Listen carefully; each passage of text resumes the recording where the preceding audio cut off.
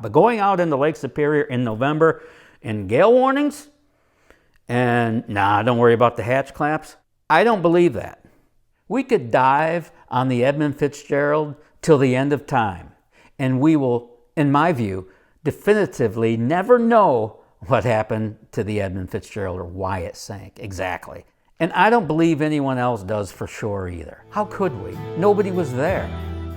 Well, by now you may already know that Captain Darrell and I are headed to Whitefish Point this weekend for the 50th commemoration ceremony of the Edmund Fitzgerald. I've never been to Whitefish Point. Darrell has on several occasions, but neither one of us has been inside for the ceremony. And Darrell will be ringing the bell for his uncle Ralph Grant Walton, an oiler on the Edmund Fitzgerald. His uncle went down with the boat. That's going to be a special moment for Captain Darrell for sure. And I just wanted to share some thoughts as we get ready to shove off. My thoughts will include a quick book review of The Gales of November, the brand new book by John Bacon. First and foremost, what struck me when I first heard the Gales of November was coming out, it was a little odd to me because I thought, well, that can't be right because there's already there's already a Gales of November. You're not going to have two books with the same title, but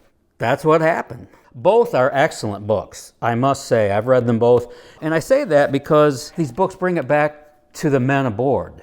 It brings back the human component of the Edmund Fitzgerald. We get so caught up on what happened and how it sank, interesting to so many people around the world. But what's most interesting to me and most meaningful are the men aboard the Fitzgerald. Who were they? I learned about the story of the oiler Blaine Wilhelm, who was a U.S. veteran.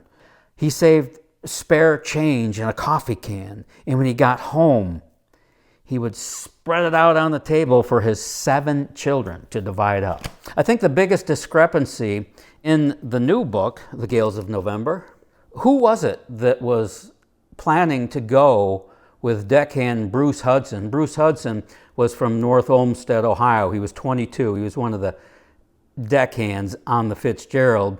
And his 1974 Dodge Challenger, which I have ridden in, the original car, I know the owner now. We've become very good friends, and I'm so honored to have him as a friend. Thank you, Dave. But that car was sitting at the docks in Toledo waiting on the arrival of its owner, Bruce Hudson. He had just purchased the car, and he and another shipmate were planning a road trip to California when the Edmund Fitzgerald got to Toledo, where it would be laying up for the winter, where it would go into dry dock, and supposedly that's where all these major league repairs, whether it be the keel or the hatch covers or whatever it was going to be, was going to happen. They obviously never got there. But in this Gales of November, he does say, and the subject does come up several times in the book, that he was planning to make this road trip with Mark Thomas. Mark Thomas was from Richmond Heights, Ohio. He was another young deckhand on the boat, just 21. So now I'm confused because this book, the original Gales of November, says no, he was planning, Bruce Hudson was planning the road trip in that 74 Dodge Challenger with Dave Weiss. They called him Cowboy. He wore a cowboy hat. According to the original Gales of November, he was planning to do the road trip with Dave Weiss. I don't know where the new information came about in the new book, but we do know that in the original Gales of November, the author, Bob Hemming, Robert J. Hemming, he had conversations with Dave Weiss's father, Aaron Weiss.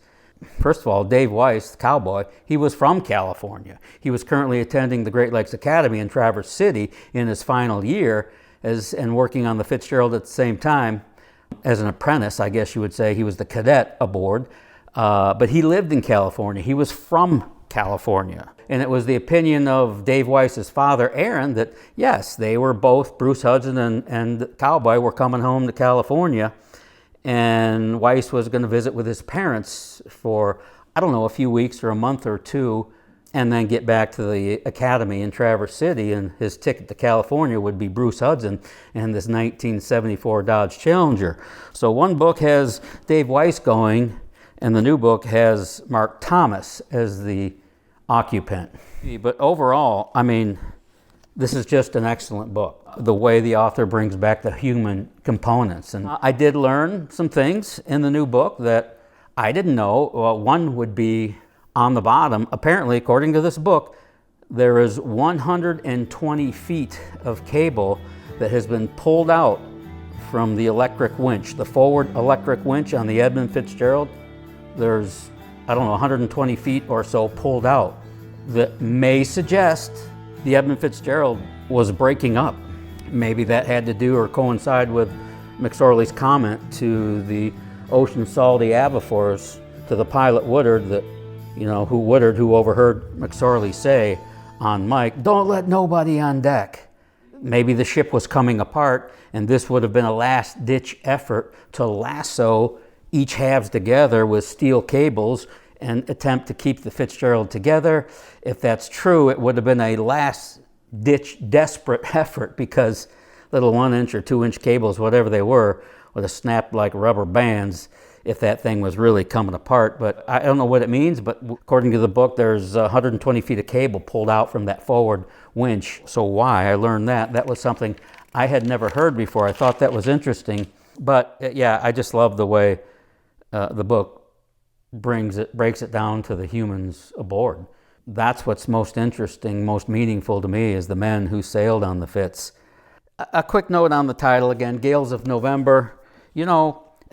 I've read this so many times that November is the absolute worst month on the Great Lakes. And I think that's a mindset that comes from the Great Lakes freighter shipping industry because Great Lakes shipping, for the most part, I know they reach into January a little bit, but for the most part, Great Lakes shipping, the big boats, the big freighters, as the big freighters go, she was bigger than most. The industry shuts down in the wintertime, January, February, and March. Well, when I worked on the Great Lakes, and I spent several years out there, I was on a big lake tug, and we pushed and towed an oil barge all over the Great Lakes.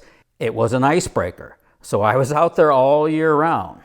So not too many people live on the Great Lakes in the wintertime. I know Coast Guard cutter Mackinac and whoever's out there right now, but if we got stuck, we'd break the ice, let go of the barge and break the ice, come back, get the barge, and keep doing it. We were icebreakers.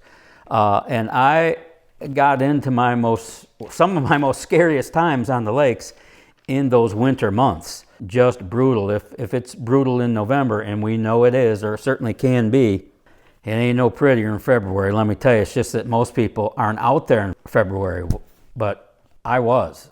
We know that Captain McSorley had a reputation as a heavy weather captain. That's been widely understood.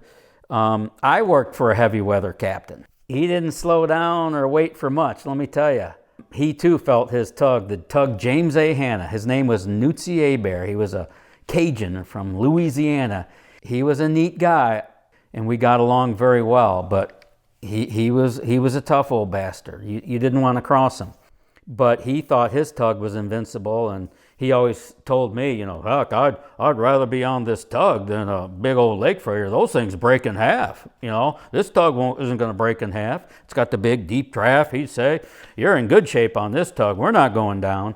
And I thought about that, and I think, yeah, in part he's right. A tug could roll over, I guess, or capsize, but it's not going to break in two like freighters have. But back to Captain McSorley, we know he was 31 years old when he first took command as master captain on a Great Lakes freighter. And I think at the time, maybe it still is, he was the youngest captain in Great Lakes history. And then he went on to be the captain of 10 different boats over his, 44, 45-year tenure. This guy was regarded as a tough, heavy weather captain, no-nonsense guy, but he was probably the most experienced captain on the Great Lakes. He was a company guy, just like my captain on the tug was, bound and determined to get that load of oil to wherever we were going on time.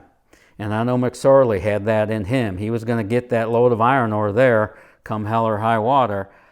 He was not known to check back. He rarely altered course, because altering course only makes the trip longer and delays the delivery of the cargo. So he wasn't known to do that, yet he did both for this final ride, which is so bizarre. He not only checked back to let the Arthur M. Anderson catch up, to be his eyes, both boats altered course. You know, it was blowing hard it began blowing hard from the northeast, so they hugged the northern shore to get the lee of the land before they turned right and made their final trek south toward Whitefish Bay. But it was when they turned to the south and made their final run trek into Whitefish Bay, or toward, as fate would have it, the wind shifted out of the northwest, and they had the whole lee of the lake behind them to beat the pulp out of those two boats. You know, McSorley never checked back, and he rarely altered course. I mean, the best route from Duluth and/or Superior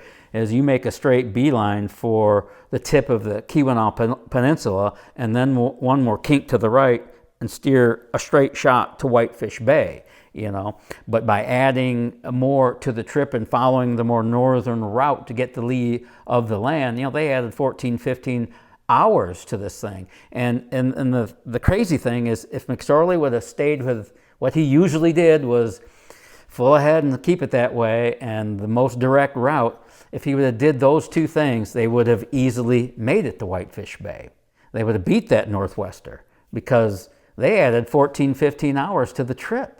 They would have made it if they would have stayed with their original plans. But they could not know that at that time, or the hell that was coming their way, especially when you consider how unseasonably warm, sunny, and summer-like it was when they left on November 9th. I wanted to talk briefly about the hatch clamps. Oh, those hatch covers and hatch clamps. Hasn't that subject been debated over and over and over again, and it will be in the future? Were they all buckled up and secure? Yes, you can go online and search all the photos of the Fitzgerald and find a gazillion photos of the Fitzgerald underway where the clamps are not all buckled down and or secure. But that was common then. If it was nice out, if it was summer, if weather wasn't a problem, they didn't dog them down. They dogged down the corners and a few in the middle, but that was common on a lot of boats. But if you look at some of the video we see of the Fitzgerald in rough weather, or any picture where it shows it in weather, I can't find one where all the clamps are not buckled down. So I know there are experts out there saying hatch clamps weren't buckled down, and that's why the hatch covers failed, and that's why it went down. Well, I'm not completely sold on that idea. In fact, I'm not completely sold on anything. I don't know why the Edmund Fitzgerald sank. And I don't believe anyone else does for sure either. How could we? Nobody was there. Captain Dudley Paquette of the Wilford Sykes left 2 hours behind the Fitzgerald. They were in the same port, same docks, Burlington Northern Docks there in Superior.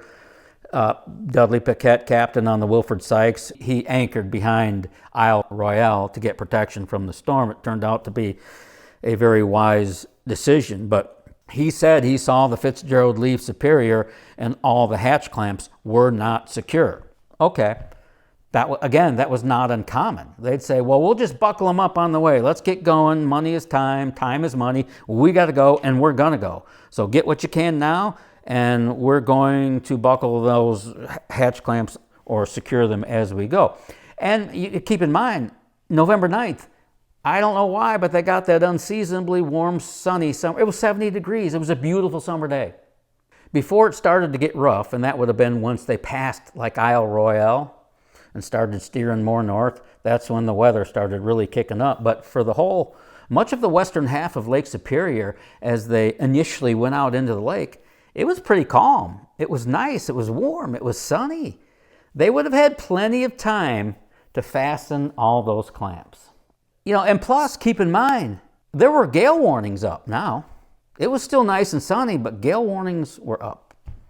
Do you really think a captain is going to go out into Lake Superior in November with gale warnings? Possibly worse. It would become worse. They would become storm warnings. Do you think a captain's going to say, don't worry about it, let it go? In Lake Superior in November? I don't think so. I know the proof is in on the bottom. Some people say that, well, we have proof because we have hatch clamps that are undone on the bottom. There's your proof. They weren't all fastened. That doesn't prove it to me, not in my mind. Just because they're unfastened on the bottom, maybe in the violence of the sinking, they became detached. Or maybe the hatch covers, slid out that way, and didn't twist and bend all the hatch clamps. But just because there's some hatch clamps we have photos of that are not secured or undone on the bottom, to me doesn't mean they were undone on the top. But going out into Lake Superior in November in gale warnings, nah, don't worry about the hatch clamps. I don't believe that. I actually think this book is a little hard. It has a favorable view of Captain McSorley throughout the book, as it should, in my opinion. It's not so flattering for Bernie Cooper. I'll read you a quick passage here. But there was one key difference, the captain's. While Ernest McSorley had earned the respect of his crew and beyond, Anderson's captain, Jesse Cooper, did not enjoy the same universal admiration. Cooper brought considerable skill and confidence, but some thought he suffered from too much of the latter. In other words, some people thought he was too confident. Everyone tends to glorify Cooper, says Barthuli, I hope I'm pronouncing the name right, who worked with Cooper on the Anderson. In fact, this guy was on the Anderson the night the Fitz went down, so worth listening to for sure. I'd love to interview Barthuli. He goes on to say, I'm not sure why. I've had a short list of captains I liked, maybe 3 or 4 out of 50, and Cooper's not on that list. I know some on the ship who liked him, but not many. Okay, so the book's a little hard on Cooper and very favorable to Ernest McSorley of the Fitzgerald. I mean, Cooper, again, to me, he went back out and searched for these people. To me, Cooper's a rock star, just like McSorley is, because the likelihood of another Fitzgerald tragedy is very unlikely. That was 50 years ago. It's so much better now. And weather forecasting, it's so much more accurate. Back then, I remember, I was a tug captain. You'd get 5 numbers, and each number meant something different. One was wind direction from where the wind was coming from, and the other was the velocity of the wind, what it was going to be. That's how you knew it was going to be a gale or a storm. And the other numbers, I don't remember what they meant. But you get these 5 numbers, and that's your weather for the day. But now the weather forecasting is so much better. The electronics on board are so much better. The radiology on board is so much better. They have GPS. They can nail their target to a T. And the biggest thing is they're not going to be caught out in the big storm anymore because the company culture has changed. Back then, yes, there were greedy bean counters. We got to get that cargo to Duluth, and we got to get it there now. And they pressured the captains in a big way. Now it's just the opposite. Oh, no, the companies are telling you now, no, don't go. Anchor. We have a gale warning. But back then it was much different. So the likelihood of another Fitzgerald tragedy is very unlikely. Could it happen? Of course it could, but not likely. Getting to know what happened to the Fitzgerald, exactly what happened, isn't going to help the next tragedy. We've already helped ourselves in a big way. Every ship's got to have a depth finder since the Fitzgerald. And back then, I didn't have any safety training when I worked on the tug. I never once had a lesson or a training session on how to lower. We had a lifeboat on board. It was a big lifeboat, and I had no clue how to lower that thing, especially in a pinch if we needed to lower it fast. I had never had one training session or any fire drill of any type when I worked on the tugs back in, I'm talking 1978, 3 years after the Fitzgerald went down. Everything's so much safer these days. And so learning about what happened to the Edmund Fitzgerald will not, I believe, help the next tragedy. That's what I love about this new book, the human element. He introduces you to the families and tells their stories. And that's what's most important to me. That's what I want to do. I want to meet the people, the men aboard. You know, I want to get to know them through their families. And I'd be grateful if someone would talk to me. I know it's a very sensitive subject, but what I learned from that book really got me going. The story of first engineer Eddie Bindon, who got off the boat there in Superior right before their final run, and he took the short distance to Duluth and purchased his wife a new diamond ring he was going to give to his beautiful wife Helen. And the interesting part is, he didn't take it with him. He gave it to a friend, so the book explains, to give to her. So she did eventually get the ring, but why wouldn't he take it with him, you know? Why did he know something about that boat? That's very interesting to me. The story of Silver Bay, Minnesota's Nolan Church, who was a porter on the Edmund Fitzgerald, who gave haircuts to shipmates. He played the organ and played Christmas carols at home for his family and grandchildren. He painted Christmas scenes on his bay window at home. Nolan Church, who had dinner with his wife and children, the day before, the night before they left from Superior, November 9th, We'll see you for Christmas. They didn't get to see him. Story of third assistant engineer Oliver Buck Champeau, who fought in Korea. There's lots of those stories too, these men. From Sturgeon Bay, Wisconsin, who bought his daughter, Deb, a beautiful new prom dress so she could go to her high school prom, senior prom. And to get there, he bought her an old used Rambler and said, "Don't you ever let anyone drive this. If I find out somebody drives this," talking like a dad. You ever see that photo of Buck? Oh my God. He looks like a gentle giant. But I wouldn't want to cross him though. I want to learn about these people. That's what's most interesting to me. That's why I'm going to Whitefish Point. I want to meet the families. I want to tell your story. The story of Bruce Hudson, whose girlfriend Cindy was pregnant with their daughter. The daughter who would be born 6.5 months later, whatever it was, May 24th, 1976, their daughter Heather, whom Bruce Hudson would never meet. But he knew his girlfriend was pregnant with his child. The stories of the men who left behind the wives and the sons and the daughters. May they all rest in peace, as well as the other 25,000 to 30,000 merchant marine men who went down and lost their lives on the Great Lakes.